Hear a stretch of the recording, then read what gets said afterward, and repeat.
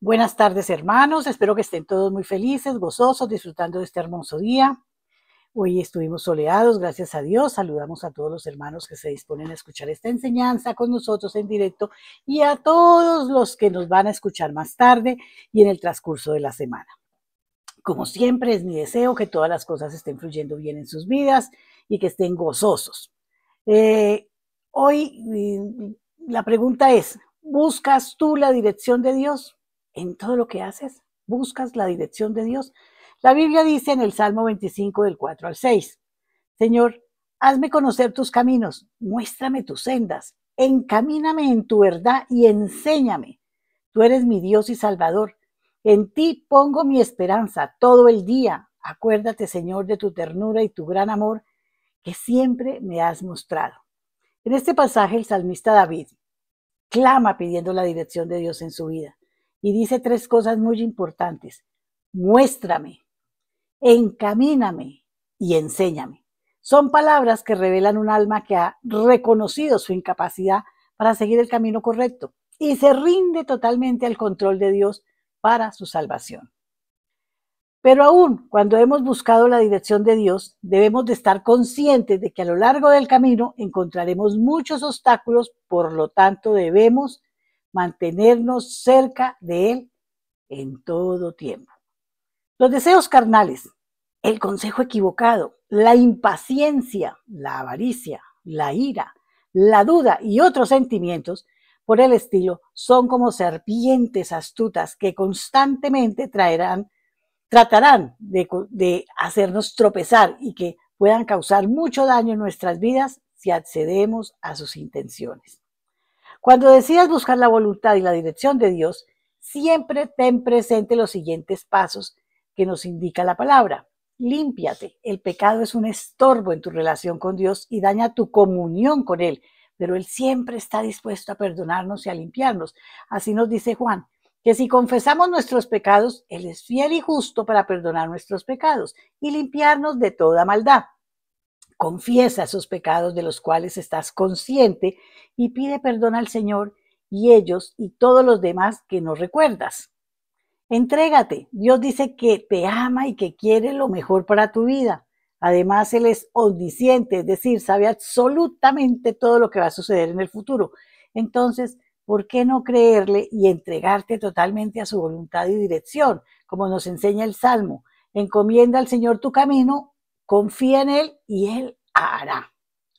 Medita todo el tiempo en la palabra. Cuando a menudo, antes de tomar una decisión, busca las promesas de Dios en su palabra y medita en ellas, profundamente en ellas.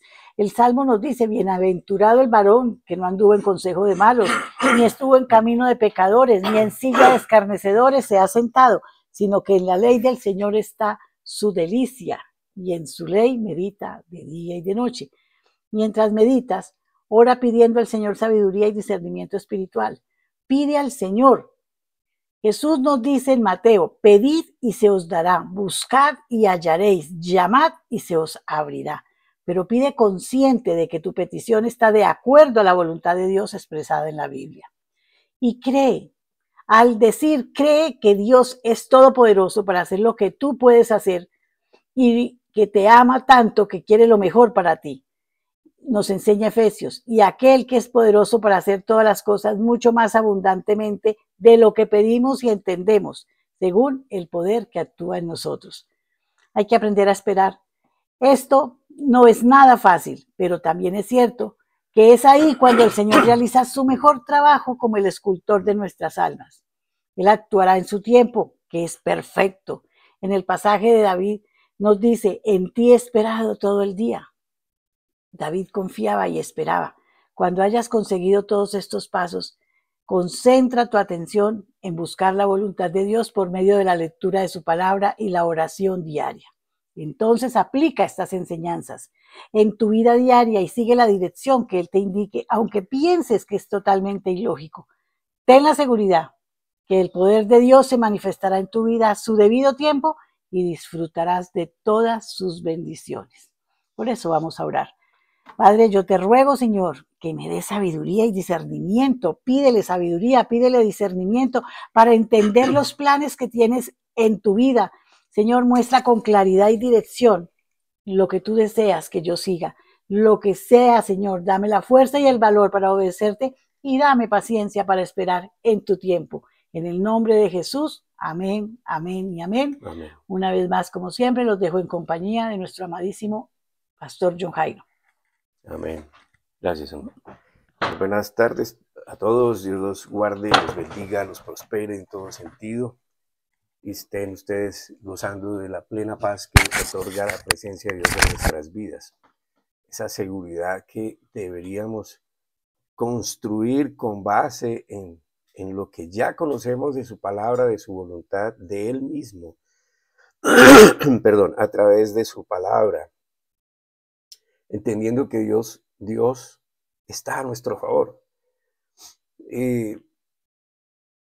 Yo quiero iniciar con el inmenso deseo de que usted, quien quiera que sea, que esté allí conectado, escuchando, esperando escuchar enseñanzas sobre la palabra de Dios, que nuestro Padre misericordiosamente nos permite, porque Él sabe muy bien todo lo que cada uno de nosotros necesitamos. Él es el Todopoderoso y que todo lo sabe. Y así que usted pueda recibir sus grandes bendiciones que son diferentes para sus hijos. La palabra de Dios dice que sus misericordias son nuevas cada mañana. Y para todos sale el sol y para todos cae la lluvia. Y estas son las bendiciones generales, pero las bendiciones especiales son su herencia para los que somos sus hijos por medio de la fe en Jesucristo, los que hemos creído en lo que Él ha hecho. Ahora, hay muchas bendiciones, hermanos, que como dice la palabra, que nos alcanzarán. Nosotros no tenemos que perseguirlas, ellas nos alcanzan. Nosotros nos concentramos en vivir la vida que el Señor nos enseña. Vamos procurando cada día construyendo este carácter de Cristo en nosotros, soportando la tentación, mirando claramente las cosas de Dios, que es la manera de cómo podemos soportar. Y entonces estas bendiciones nos van a alcanzar. Y son algunas tan imperceptibles por nosotros. Muchos ni siquiera lo van a notar, solo hasta cuando sepan, por ejemplo, que los dolores se fueron, que la depresión que existía por allí desapareció, que aquella atadura o esclavitud a hacer cosas que usted no quiere hacer más, se está yendo. Esa libertad que solo Dios otorga se estará desatando sobre su vida mientras escucha, mientras medita y mientras usted está concentrado en escuchar la palabra de Dios. Ahora, no creo que Dios sea aquel que muchos creen que mira nuestra situación desde por allá lejos y está sentado en un trono donde nadie lo alcanza y como que le dificulta saber las cosas. Esos son paradigmas, esos son doctrinas, son cosas que no enseña la palabra de Dios. Yo creo, como dice la palabra, que está tan cerca de nosotros, que mora dentro de aquel que recibe su amor y conoce lo más profundo del ser, de nuestro ser, del de cada uno. Él nos ha hecho como Él cuando decidimos abandonarnos en su presencia. Somos vueltos, hemos nacido de nuevo por su voluntad. Eso es un nacimiento espiritual, nos da una nueva vida, nos da su esencia para que more en nosotros, nos enseña cómo vivir en nuestra vida. Hay una comunicación con Dios y con base en esa fe tenemos la certeza de que así es. Hay una escritura que todos conocen y que yo mismo he predicado sobre ella, pero que voy a citar brevemente para ilustrar lo que estoy diciendo, de que Dios actúa de una manera sobrenatural y cuando nosotros nos concentramos, como dice la palabra, mirando las cosas de arriba, cuando estamos más atentos a lo de Él y menos a lo de la tierra, a lo terrenal, entonces podemos realmente ver cosas sobrenaturales pasando en nuestra vida. Y es la historia de cuando Pedro caminó sobre las aguas hacia Jesús. ¿Ustedes recuerdan esta historia? Ahí en Mateo capítulo 14, vamos a leer estos versículos. Mateo 14, versículos 28 al 31. Ofrezco excusas porque estoy un poquitico afectado todavía, como de una gripa, no sé qué es, pero bueno, ahí vamos. Entonces tengo algo de ronquera.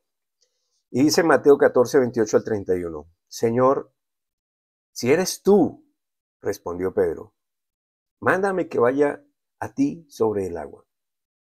Ven, dijo Jesús. Pedro bajó de la barca y caminó sobre el agua en dirección a Jesús. Pero al sentir el viento fuerte, tuvo miedo y comenzó a hundirse. Entonces gritó, Señor, sálvame. Enseguida Jesús le tendió la mano y sujetándolo lo reprendió. Hombre de poca fe, ¿por qué dudaste? Entonces vemos aquí una situación bien interesante. La mente natural, es decir, aquella mente que solo está basada en su capacidad de razonar sobre lo lógico para él, lo que es viable y tangible, lo que es probable porque sus sentidos se lo están enseñando, no sobre lo invisible, porque pues, los sentidos no perciben lo invisible, y menos lo que dice la palabra de Dios, porque la palabra de Dios no se considera para muchos palabra de Dios. Caminar sobre el agua es imposible. Entonces, ¿cómo es que Pedro caminó sobre el agua? Menos cuando esas circunstancias que describe la Escritura amenazan mucho más la seguridad, como lo son los vientos fuertes sobre el agua. Ahora, los que han estado en un crucero, los que han ido por ahí, han estado en el agua y se han dado cuenta de cómo operan los vientos en el mar, en los ríos o en las aguas grandes, pues es tremendo, es delicado. Pedro era pescador, Pedro se asustó, él sabía lo que estaba enfrentando.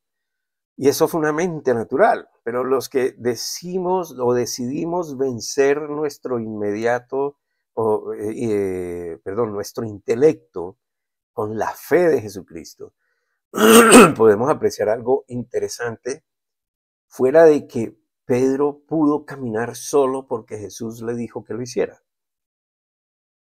Entonces Pedro baja de la barca y fijando su atención en Jesús, comienza a caminar en dirección a él.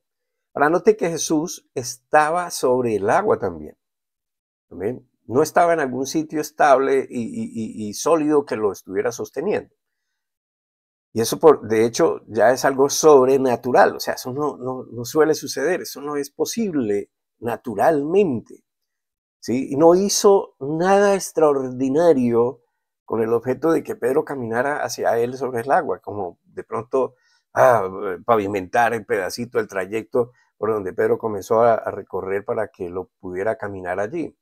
El punto entonces aquí es que Pedro, y esto es lo que, para empezar, yo quisiera que usted lo guardara, porque esto es lo que el Señor quiere que entendamos y creamos y actuemos sobre su palabra. Amén.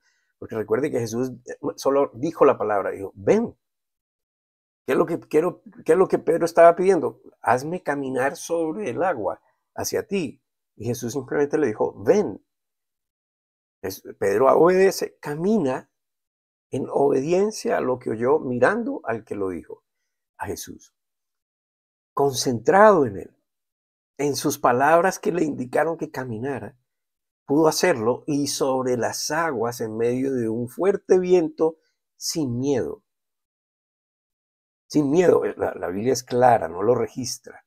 ¿Cuándo tuvo miedo Pedro? Hasta que su mente, hasta que sus ojos, hasta que sus oídos naturales comenzaron a indicarle dónde estaba, qué estaba haciendo y que lo que estaba haciendo no era para nada seguro.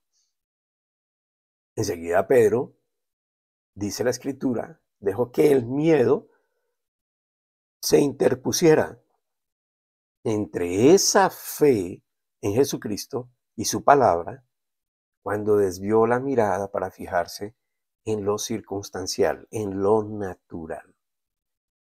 Piense, este es un comportamiento que la gran mayoría en algún momento o muchos momentos adoptamos.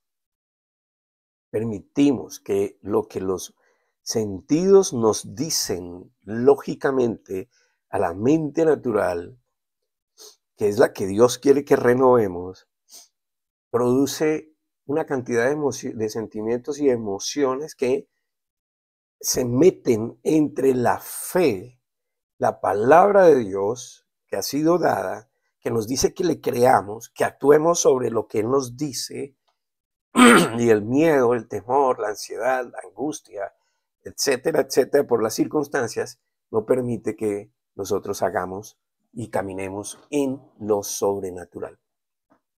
Le puede estar pasando a muchos, porque no creemos en realidad que Él esté ahí en primera instancia, ¿no? No vemos a Dios, no lo percibimos, entonces, Señor, ¿será que tú sí me estás escuchando? Señor, ¿será que tú sí sabes que lo que yo necesito? Señor, ¿será que tú sí sabes que estoy padeciendo esto? Señor, ¿será que tú sí sabes que tengo escasez? Señor, ¿será que...? Y entonces eso ya es duda. No entendemos, no creemos que el Señor, la promesa del Señor que dijo, estaré con ustedes hasta el fin del mundo. Entonces, en primera instancia, pues, hay la duda de que realmente Él está ahí. Y menos que esté en nosotros. Amén. Y que sus obras sobre nosotros son todas sobrenaturales porque Él es sobre lo natural. Lo natural es lo que nosotros vemos, vivimos en este mundo. Está fuera del poder natural de los hombres. Nos cuesta entonces hacer esa renovación mental sobre lo que Él dice, dejar que nuestra lógica no domine, porque nuestra lógica está condicionada a sentimientos y emociones que se interponen en la fe, con argumentos que evitan que yo pueda conocer cómo opera Dios, quién es Dios. Amén. Eso le pasó a Pedro. Entonces la Biblia está escrita por encargo de Dios, hermano, para que aprendamos a conocer al Padre, al Hijo y al Espíritu Santo, de tal manera que nosotros podamos, aún sin verlos, aún sin sentirlos, confiar plenamente en su voluntad. Es la convicción de su existencia, de que Él es verdadero. Porque la Biblia está ocupándose de que nosotros entendamos que Él está a nuestro favor, de que Él hizo todo por nosotros, para nosotros. Por ejemplo, Dios le dijo a Moisés, ustedes recuerdan cuando Moisés, pues por el asunto de que iban los niños a ser muertos, pues la mamá lo puso en una balsita en el río, sabiendo que la hija del faraón estaba más abajo y podría de pronto rescatar a Moisés. Esto era fe, y evidentemente la hija del faraón lo rescata, y Moisés crece, es educado como un príncipe, con lujos, con toda la capacidad intelectual de ese tiempo, con maestros, etcétera, adiestrado en las cosas de batalla, como soldado, como general. En fin, bien preparado, bien enseñado con los recursos del faraón. Estuvo 40 años allí, hasta que él comete el error de creerse el salvador de los judíos y mata, asesina a un egipcio que está maltratando a uno de sus compatriotas. Moisés entiende lo que acaba de hacer y se va, se escapa, va al desierto, en el desierto conoce a su futuro suegro, comienza a trabajar para él, se convierte en pastor de ovejas literal, dura 40 años como pastor de ovejas, o sea, pasa de un extremo al otro, pasa de lujos y cosas a simplemente cuidar ovejas y vivir entre ellas. Ya no era el famoso, el poderoso. Y en esa condición Dios lo llama para que vaya y liberte al pueblo de Israel que está esclavizado en Egipto. Entonces, ¿qué pasa? Moisés cuestiona a Dios varias veces. Moisés se niega ante Dios a lo que Dios le está mandando. Y Moisés le dice en una de esas cuestiones que le hace a Dios, pero ¿y si yo voy y si me preguntan quién soy yo y yo no soy nadie? Y si me preguntan quién eres tú y qué voy a decir, y entonces Dios le dice, no temas, yo soy el que soy y yo estoy contigo. Yo soy el que soy. Yo soy. Esto es absoluto, es soberano. Amén. Esto es sencillamente, no hay nadie más. Soy yo. Y yo soy el que estoy contigo. Y yo soy el que te envío. Y yo te voy a hacer Dios ante Faraón y su pueblo. Y eso será lo que ellos vean. Bueno, yo estoy es como concluyendo después de. Amén. Pero esto es básicamente lo que el Señor le estaba diciendo. Estoy parafraseando esto. Es como si Dios le estuviese diciendo que, no, que lo que los demás iban a ver en él no iba a ser a él, sino que iban a ver a Dios a través de él, a ese Dios todopoderoso, y no al hombre débil y dubitativo que era Moisés. Dios se mostró a favor de los hombres escogidos por él, que era el pueblo de Israel. Y Dios a través de la Biblia nos enseña que Él está con nosotros, que Él está a nuestro favor. Y hay muchas formas de evidenciar esto que Dios dice que está a nuestro favor. Cuando leemos la Biblia y la estudiamos, sobre todo el Nuevo Testamento, nos damos cuenta de la maravillosa y grandiosa verdad que viene de Él mismo, enseñándonos todo lo que hizo a favor nuestro y por nosotros. Dios está a nuestro favor, a su favor, como lo enseña la Biblia, que estuvo a favor de todos aquellos que le creyeron, que le han creído, que han depositado en Él su confianza y han esperado en Él. Dios también es por nosotros, no está contra nosotros, no está lejos de nosotros. Aquí en nuestro país, en Colombia, están pasando cosas que son extraordinarias, pues cada vez más estamos viendo cómo el plan del enemigo es desestabilizar a las personas, independientemente de cómo se llamen nuestros gobernantes. El objetivo, como dice Efesios, y esto lo debe usted aprender, hermano, para que usted deje de amargarse la vida contra los hombres y mujeres que ve. Pero Efesios nos dice que no tenemos lucha contra sangre y carne.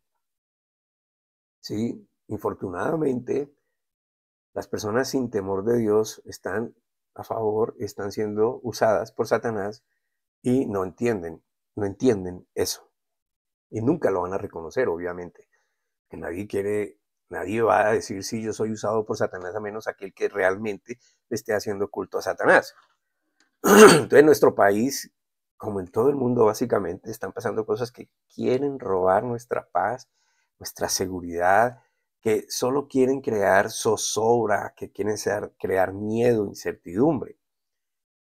Para cómo más les prendemos el televisor y lo que sale en noticias, o prendemos el radio y lo que oímos en noticias, pues es caos, es unos contra otros, es nación contra nación, pueblo contra pueblo. Y nación contra nación entendemos son personas. Entonces en nuestro país, un país donde nos llamamos colombianos, donde todos nacimos en la misma tierra, pues estamos siendo divididos y estamos siendo usados por el mal para acabarnos entre nosotros mismos. Y eso está pasando también en otras naciones. Y los expertos además predicen caos financiero, recesión, mucho temor.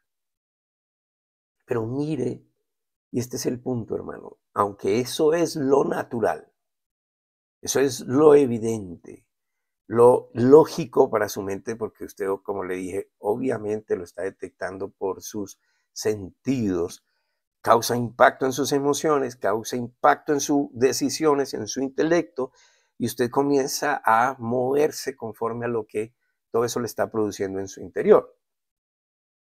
Pero ¿qué dice la palabra de Dios? Y si usted le cree a Dios, esta debería ser su forma de escapar, como para que no le pase lo que pasó a Pedro, que cuando empezó a mirar las circunstancias, pues se hundió, sino que cuando miramos a Jesús y mirar a Jesús, escoger esta palabra que Él nos enseña y tenerla presente y hacer la vida en nosotros.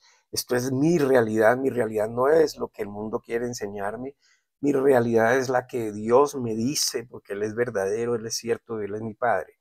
Y palabras como la que le voy a decir, por ejemplo, aquí en Romanos capítulo 8, versículo 31, que debería usted escribirla y acentuarla, y ponerla en su mente, escrita allá adentro en su memoria, y traerla, y traerla, y traerla, hasta que esto se haga vida en usted y usted ande seguro y diciendo siempre, no me va a faltar nada porque no hay nada que pueda contra mí.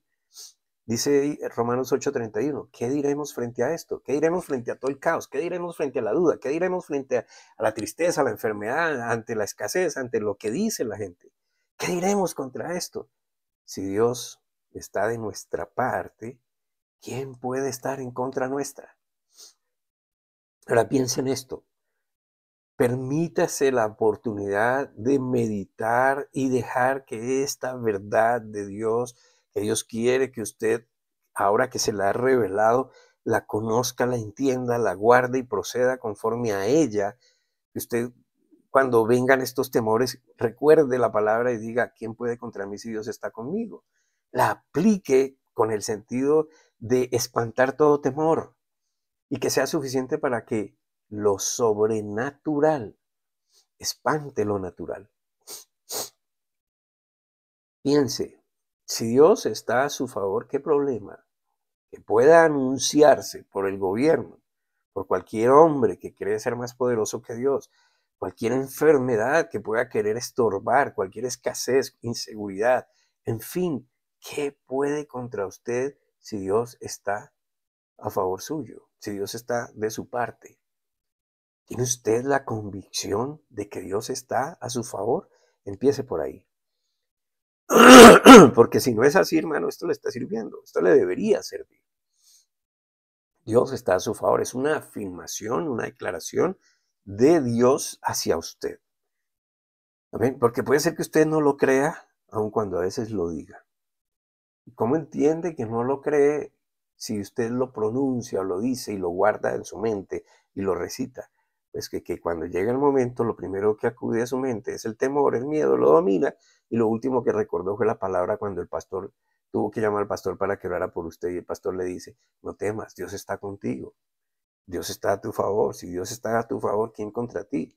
¡Ah! Sí, pastor, yo recordaba esa palabra, yo la tenía ahí, pero no me acordaba de ella. Entonces, ¿para qué le está sirviendo?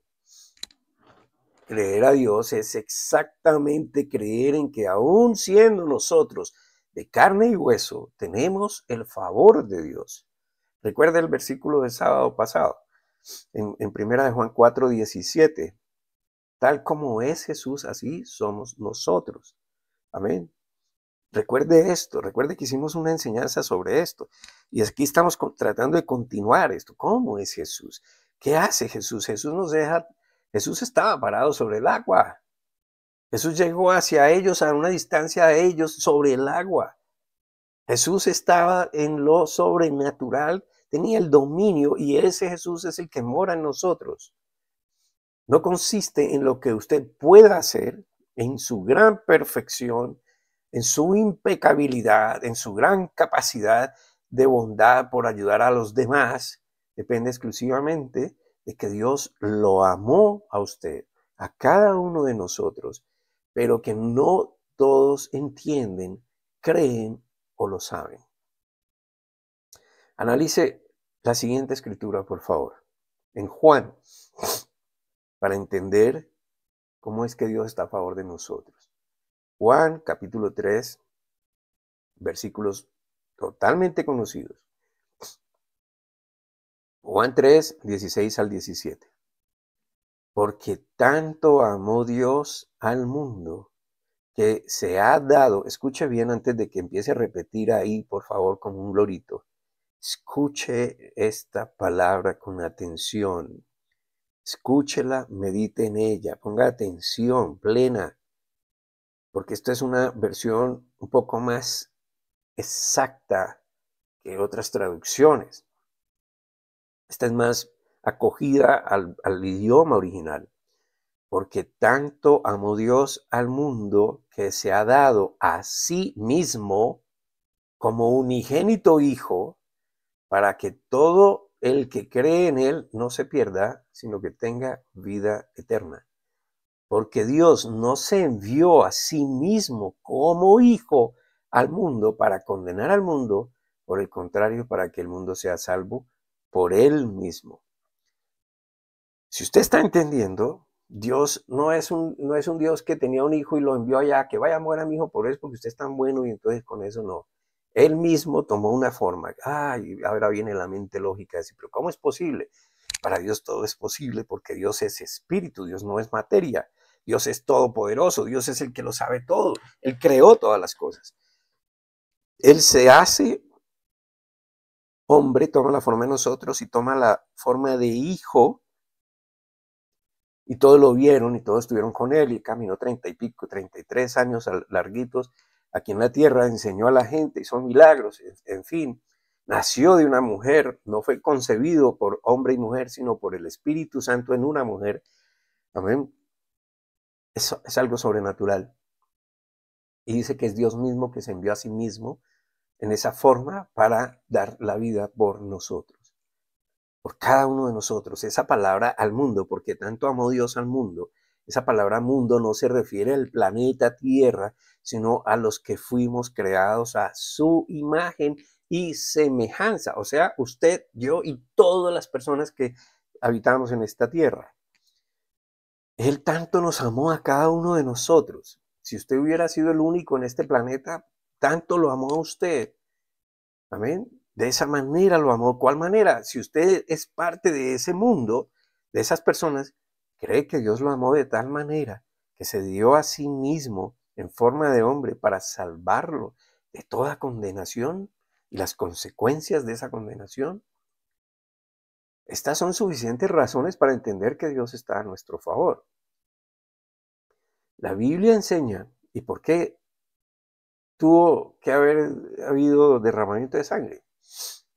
Porque la Biblia enseña, hermano, que sin derramamiento de sangre no hay perdón de pecados o remisión de pecados. Es necesario el derramamiento de sangre para la remisión de pecados. Eso lo enseña Dios. Esa es la ley que hay espiritual. Ahora, escuche, porque Hebreos capítulo 9, versículo 22 lo enseña y nos enseña, nos da entonces la revelación de por qué se tuvieron que hacer sacrificios de animales en el Antiguo Testamento. 9:22, Hebreos 9:22 dice, y casi todo es purificado según la ley con sangre.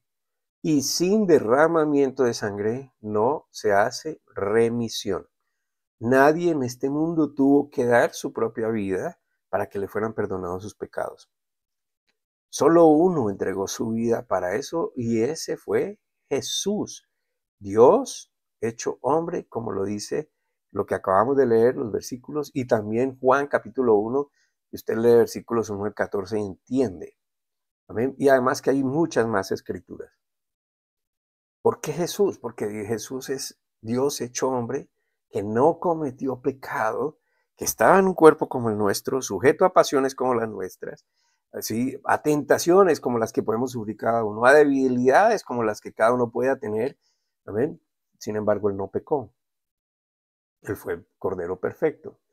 Él era el apto para dar la vida por nosotros. Dios mismo dio su vida por nosotros en la forma de hombre para derramar esa sangre necesaria según la ley con el objeto de redimir los pecados de cada persona. A cada persona por causa de esta sangre. Entonces Jesús se somete, dando su cuerpo, derramando su sangre, muriendo en ese sacrificio en la cruz, para el perdón de todos y cada uno de nuestros pecados, del suyo, del mío y de todos los demás. El inocente, el justo, el que no cometió, el que nunca pecó, no cometió falta, murió por cada uno de nosotros. Pero también resucitó para otorgarnos su victoria sobre la maldad. Porque lo que Dios provee es perfecto, hermano, es completo. Algo que los hombres no pueden hacer. Dios está a favor de nosotros y ya lo estamos viendo, como lo estamos leyendo acá. Jesús no vino al mundo con otro propósito más que en enseñar que Él es verdadero, que Él es Dios soberano, que quiere ser nuestro Padre, y como Padre quiere que nosotros, todos nosotros, gocemos de su amor infinito, lo cual cubre también todas nuestras necesidades en este mundo.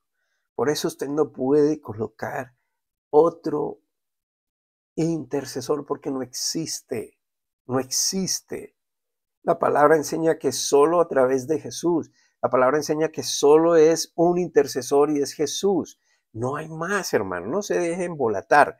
Si usted está escuchando, leyendo y estudiando la palabra de Dios, esto es lo que la palabra de Dios quiere que usted entienda para que no sea envuelto en doctrinas que son creadas por hombres, que usted ni siquiera entiende de dónde provienen, porque si usted estudiara, por ejemplo, la tradición religiosa mayoritaria en el mundo, se daría cuenta de dónde proviene. Y esto no proviene de Dios, sino de los hombres. Entonces ha sido creado todo una estratagema por el diablo. Y sí, hermano, toda religión es del diablo, porque toda religión lo que hace es que conduce a los hombres a que se fijen en sí mismos, en su capacidad para ellos tratar de esforzarse y de hacer y de lograr el favor de Dios, cuando Dios dice, usted no tiene que hacer nada, yo lo hice porque ninguno de ustedes es capaz de hacer y completar los requisitos que se exigen por ley. Entonces, su amor infinito se manifiesta allí en la cruz para que nosotros entendamos ese amor y gocemos de ese amor infinitamente, y ese amor que también además cubre todas nuestras necesidades en este mundo. Ahora, yo mencioné la resurrección porque es otra forma de entender que Dios está a nuestro favor. Aun cuando en el Nuevo Testamento se mencionan varios casos donde Jesús resucitó personas, estas personas murieron después, pero Él resucita, Él fue el único que resucitó y muchos lo atestiguaron con el fin de aplicar la justicia exigida por Dios por fe a todo aquel que en Él crea, tal como le fue imputada la justicia de Dios a Abraham por creerle a Dios. Es decir, Jesús diseña el plan, Jesús viene, Jesús adopta forma de hombre, Él desarrolla y cumple el plan, y esa es su justicia. El que crea en esa justicia se le imputa al que lo cree. O sea, es decir, lo cubre, lo justifica ante Dios. ¿Por qué? Porque le creyó a Dios. Punto, no porque hizo algo él. Y esto es la historia de Abraham, por ejemplo. Usted lee en Romanos capítulo 4, versículos 20 al 25. Romanos 4, 20 al 25. Dice, pero en cuanto a la promesa de Dios, no vaciló en la incredulidad, sino que se fortaleció en la fe dando gloria a Dios. Estamos hablando de Abraham y de la promesa que Dios le hizo a Abraham, que aún siendo él ya viejo y su esposa no podía concebir, Dios les promete que les va a dar un hijo. Entonces, fíjese, pero en cuanto a la promesa de Dios, no vaciló en la incredulidad, sino que se fortaleció en la fe dando gloria a Dios. Y plenamente convencido de que lo que había prometido también era poderoso para llevarlo a cabo. Por esta razón, le fue contada como justicia. ¿Por qué? Porque creyó, se convenció de que el que se lo prometió también era poderoso para hacerlo. Versículo 23. Y no solo por causa de él fue escrito que le fue contada, o sea, le fue contado su fe en él como justicia, sino también por causa de nosotros, a quienes va a ser contada, a los que creemos en aquel que resucitó los muertos, en Jesús nuestro Señor, el cual se entregó por nuestros pecados y resucitó para nuestra justificación. Escuchen, resucitó para nuestra justificación. ¿Por qué hago énfasis en esta frase? Porque Jesús fue resucitado con el propósito único, exclusivo, de declararnos por Él, por su justicia, justos. Dios nos declara justos solo por creerle, por creer en lo que hizo en sí mismo, en forma de hombre por cada uno de nosotros. Ruego a Dios que estemos cada uno entendiendo la grandeza que hay aquí. Escuche, nosotros no necesitamos de cultos, de prácticas religiosas para ganarnos el favor de Dios, el amor de Dios. Él nos amó y está a nuestro favor. Tal vez para algunos de ustedes este sea un tema repetitivo, pero por algo el Señor nos sigue insistiendo en que despertemos a la fe. El asunto no es cuántas veces escuchemos esto. El asunto es por qué Dios nos está insistiendo en esto. Porque usted lee la Biblia y todo nos conduce a lo mismo. La Biblia sigue siendo igual. Usted no la abre y mañana ya cambió. Ella va a seguir siendo igual. Y ella insiste en lo mismo. El punto es que muchos quieren el estímulo a sus emociones por medio de sus sentimientos. Quiero sentir cosas grandes y maravillosas. Y no entienden, esto no es así. Esto es cuestión de fe. Y que cuando nos metemos en esa fe de Cristo, cuando obramos conforme a la fe de Cristo, entonces lo sobrenatural opera en nosotros. En las pruebas, ante las malas noticias, ante los reportes de salud que son negativos, las personas nos recuerdan que Dios está a su favor y ceden ante el miedo dejándose controlar. El testimonio de su justicia, lo que declara su justicia, se dio cuando Dios resucitó a Jesús de entre los muertos. O sea, la justicia de Dios da testimonio en esa resurrección. Aquí se cumple mi justicia. Este es el hecho. Por favor, lea la última frase otra vez de la escritura que les acabo de leer. Resucitó para nuestra justificación. Repítala cuantas veces hasta que le entre con claridad en su mente. Él resucitó para yo ser justo ante Dios. Él resucitó para mi justificación. Es suficiente evidencia de que Dios está por nosotros. La resurrección de Jesús. Y como les dije, Dios no lo resucitó porque era su hijo y era tan bueno y fue injusto que lo hubieran crucificado, entonces merece que yo lo levante otra vez. No, todo esto tiene un propósito y era usted y yo, hermano. Nuestra justificación. ¿Y por qué? Pues porque Dios nos amó. Punto. Para enseñarnos que Él nos ama, nos amó, nos ama y nos seguirá amando. Él no cambia. Que Él está a nuestro favor, que Él quiere lo mejor para nosotros. Piensen lo siguiente. Piensen lo siguiente.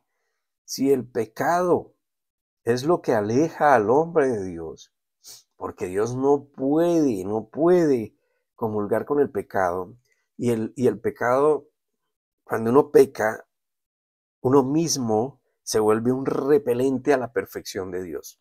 Usted se aleja, usted se siente mal, usted se siente culpable, usted siente vergüenza de usted mismo, usted siente que es inmerecido, usted siente indigno, usted siente suciedad, etc. O sea que usted mismo se convierte en un repelente hacia Dios. Usted no puede acercarse a Dios. ¿Ven? Ahora, si el pecado aleja al hombre de Dios y Dios no puede comulgar con el pecado, o sea, usted no puede tener unión con Dios, no puede estar con Dios. Y si Jesús se hizo, escuche la expresión, maldito en la cruz, porque cargó con nuestros pecados. La Biblia dice que maldito todo aquel que muere en un madero.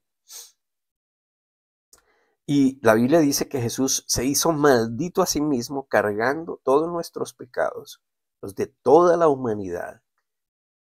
¿Cómo es que Dios resucitó a Jesús si cargó todos nuestros pecados, si estaba maldito?